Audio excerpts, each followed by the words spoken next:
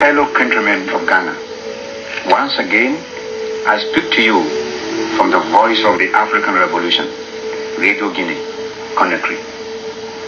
It is not insignificant that the voice of the African Revolution should be the medium through which I speak to you. The instigated rebellion by certain army and police officers in Ghana was directed not only against Ghana, but also against the African Revolution and the unity and independence of our continent. They hoped, through such irresponsible actions, to strangle Ghana and undermine the African Revolution.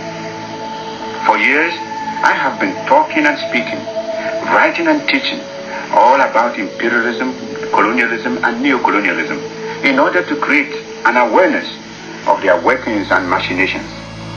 Only a sell-out willing tool, a quisling and a lackey, a stooge and a traitor could fall victim to the wiles of imperialism, colonialism, and neocolonialism. The pity is that there are still Ghanaians and Africans who are prepared to sell themselves to aid and abet these systems.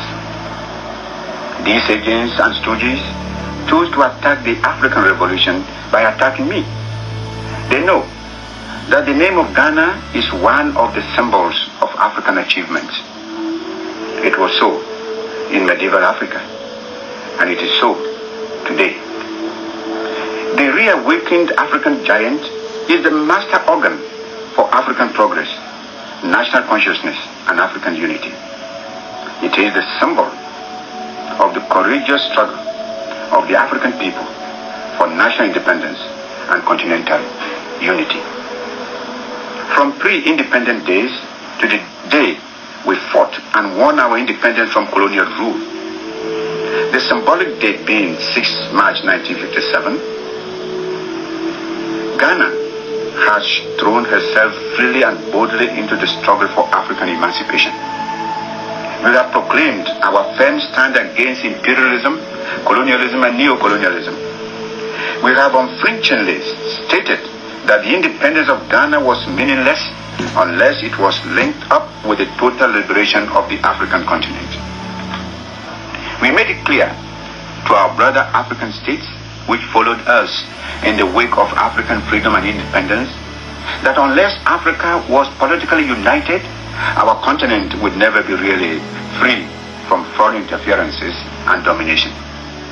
We also warned that imperialism and neocolonialism would turn some of us into stooges and traitors in order to undermine and subvert not only the African Revolution, but the very existence of independent African states. This has become our cardinal foreign policy, and this is what we have been shouting from rooftops all over the African continent. The African freedom fighters joined us in the struggle, and we welcome them as worthy sons and daughters of Africa who shared our hopes for a united revolutionary Africa. Thanks to the efforts of the African freedom fighters and revolutionaries, today there are no fewer than 36 independent African states united under the banner of the Organization of African Unity.